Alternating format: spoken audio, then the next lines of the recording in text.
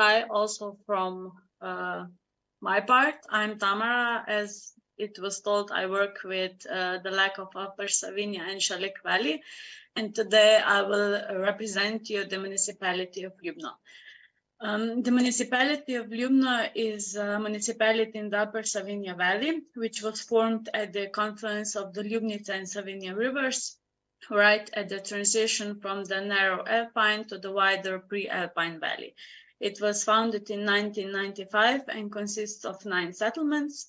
The municipality covers around 79 square kilometers and has 2,542 inhabitants. It lies at an altitude of 420 meters.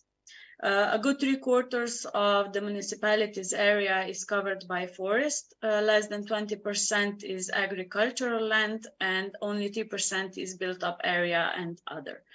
It is one of the 10 municipalities that make up the Lake of Upper Savinja and Šalek Valley. Ljubno was mentioned for the first time in history in the 13th century, and it gained the status of a market in the 15th century. In the past, the population mostly made a living from agriculture, which is still one of the most important industries in the area. The other important industry was the timber industry, which reached its peak in the years before World War II, when huge quantities of wood from local forests traveled to sawmills, where it was processed, tied into rafts, and sailed all the way to Belgrade and Romania. After World War II, timber rafting slowed down due to cheaper, faster, and safer ways to transport wood. Timber rafting today represents an important ethnographic heritage, which local residents revive every year at the traditional timber rafting ball. Another ethnographic heritage is the custom of making Palm Sunday bundles, locally called the Ljubno bundles of wood, which present the tools, objects, and the scenery from everyday farm life, sacred objects, religious symbols, animals, and other. They had been declared as a living masterpiece of national importance, which has made it an important part of Slovenian cultural heritage. After 1995, when Ljubno was declared as an independent local community, rapid development of the municipality took place, which continues also today with many projects. Over the years, the squares and the buildings in the very center of the municipality had been restored, and they are also protected as cultural heritage. The building of the old cooperative was renovated in the past 2 years, and today it is the center of cultural and congress activity. In the past, the industrial business zone of Loka was also established, and today it's the place or the home for important regional, national, and global companies. In the field of sports, ski jumping has a long-standing tradition in Ljubno. One of the most important achievements in this field is the construction of the National Ski Jumping Center, where the FIS Ski Jumping World Cup for women can be watched every year.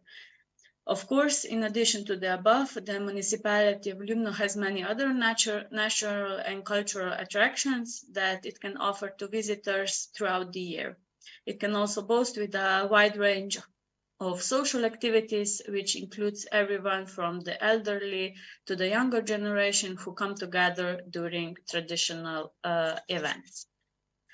In the year of 2022, the European Association for Rural Development and Village Renewal announced the 17th European competition for the European Award for Village Renewal on the theme Building Bridges. At the national level, it was the municipality of Ljubno that performed best, for which the 3-membered international commission said that Ljubno is a traditional municipality, but at the same time modern, oriented towards the future, and connected within the municipality, in the region, and with the world. They believe that the quality of life is at a very high level, but the municipality has its soul and character. At the European level, it was ranked among the recipients for the second highest award, the Gold Plaquette, as the Commission assessed that the development of the municipality is integral, sustainable, and of excellent quality. And now to our team, the Smart Solutions on the Countryside. In recent years, there has been more and more talk about adapting to climate change, to energy efficiency, to digitalization, and also about smart villages or smart countryside. This term is used for rural communities that use innovative solutions and digital technologies to improve economic, social, or environmental challenges, but they don't use only technologies, because first and foremost, smart rural areas are formed by people who take the initiative and activate local potentials to solve rural challenges. This is exactly what happened in the Ljubno municipality in the last 2 years. That's why an interactive collection of timber rafting and the first smart rural classroom were created. And now some words about the timber rafting collection. In the past, the original timber rafting collection was on display in a smaller space where visitors could not fully experience the tradition of timber rafting. So the idea of renovating the museum with the addition of digitalization was born. The opportunity was offered through a cooperation project between Slovenia and Lex. And the next step was then the community involvement, for which the tradition of timber rafting means a lot, and also the search for ideas on how to raise the content to a new level and bring it closer to both the old and the young. The renovation of the collection involved a huge amount of work and cooperation, everything from the transfer of knowledge from the descendants of rafters to designers of the collection, the digitalization of the entire collection, the training of young people to work in the collection, and also to physical work such as collecting stones from the Savinja River. During the renovation of the collection, they used special cameras to record the actual descent of the raft down the Savinja River, which visitors can now experience via a 3D simulated ride of the raft down the Savinja River in a special room in the museum. The purpose of the interactive collection is to tell the story of how the brave ancestors rafted wood from the upper Savinja Valley all the way to the Black Sea, which the locals are particularly proud of. The collection takes the visitor on a walk along the Savinja River, which presents the life of the rafters and their families on and by the river, about the flora and fauna on the banks of the river, about the development of local culture, about the adrenaline rush on the descent down the lively rapids. The visitor learns about the dangers that rafters faced on the way, about earnings, different types of rafts, about tools and accessories, and also about the cuisine of that time. The collection is designed in such a way that the visitor explores the subject on his own and moves freely around the space. The guide only tells a few basic clues. But it is also possible to visit the interactive collection with the addition of a presentation from the descendant of the rafters from Ljubno. And our second case is the smart classroom. The idea for a smart classroom in Ljubno Elementary School has been brewing for a very long time. And this led to the cooperation of the public, private, and economic sector, which made the first smart rural classroom in Slovenia through LEC funds. The project group wanted to offer young people a new way of receiving learning content, while at the same time arousing interest and innovation in them and teaching them about the environment they come from. During the project alone, over 800 young people got to know the smart classroom, which acquired new professional competences in the field of using modern technology, tourism, and nature conservation. In addition, 36 selected teachers from all primary schools in the entire LEC were trained to use the classroom and the program. So a smart classroom is therefore like a symbiosis between technologically the sophisticated space and learning material, which contributes freshness and a different learning methodology. Because the student in the classroom is no longer a listener and a follower of the audiovisual components, but actively co-shapes the course of the lesson. The classroom consists of digital screens, listening aids, and other audiovisual components, projectors that make learning more engaging and interactive. It is conceived as an open active space in which there are 5 so-called islands, which in addition to the smart intelligent system, enable moving, collaborative learning based on problem solving. The learning material is divided into 2 parts and enables both specific learning of the subject matter and combining other learning contents. The learning content offered by the Smart Classroom includes material from elementary school, high school for tourism, and environmental protection program from the university. On the colorful islands, knowledge is focused on the importance of environmental preservation, protection, and self-care, technology, and green mobility. The learning material is interlaced with digital models and various robotic components. So the student receives the learning material while at the same time is being educated in the field of controlling a robotic arm, manufacturing sensors, and programming robots. The acquired knowledge is transferred to the second part of the education, where they are greeted by our artificial intelligence, Alexandra, who prepares and educates the students to become tourism ambassadors through classification, storytelling, questions, and video content.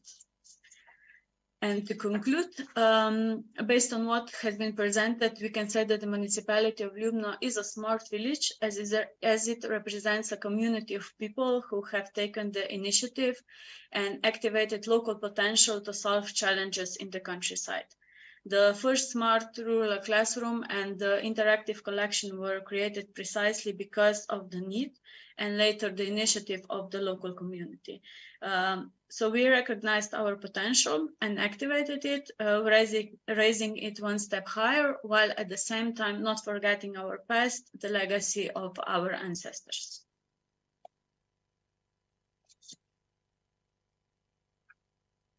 Thank you, Tamara. Yeah, it was very intensive presentations with a lot of practical project examples and solutions. I will ask the questions. The first smart rural classroom. Yes. It has been worked out only for the rural school children, or it's open for all? It's open for all. Our lag also has a big city, the municipality of Velenje, and all children are invited. It's not just for rural, it's the knowledge of the second part is based on our area, but the first step, the first content that they come with in the smart classroom is the content that every school in Slovenia or in the world is teaching or learning. So for everyone. Mm-hmm. And another question, how these ideas raised up? You have been organized some kind of a brainstorming session? I don't know, hackathon or local discussion? For the interactive collection, the municipality had a problem because the former collection was in a really small space. They had a lot of accessories, a lot of stuff to represent, but they didn't have the room for it. So this old cooperative building that I mentioned was being bought by the municipality, and there they had the space to renew this collection, and they wanted to upgrade it and do some new stuff. So the idea was just rising, and they also met the right people who wanted to give themselves a challenge and create something new. and also in the smart classroom, our principal is a very, how to say it, he likes challenges, and his challenge is to become the first smart school in Slovenia. So he proposed that, and also the right group of people came together, and the vision then come to us to provide funds. So. By the way, it sounds very funny. Smart school. That means yeah. Right now all the schools are not smart. Yeah, they have a problem because the students don't want to get out. Smart school, smart university, smart people. Yeah. Okay, we have another question in chat coming from my colleague Mary. Do you also cooperate with neighboring regions or villages? Yeah, we do. The museum was just the municipality because it's a team just in this municipality, because rafting was here so present, and also the people today are very attached to this past. But this was the cooperation project between different legs from Slovenia. So each leg had one natural or cultural thing to they want to digitalize it and bring it to a new level. The school also worked with every school in our leg area, and now is also representing it to all the principals from the whole Slovenia. So they are trying to network and to share the classroom with as many children as possible. So thanks a lot, Maria. Yeah, for your presentation, for your time. Thank you.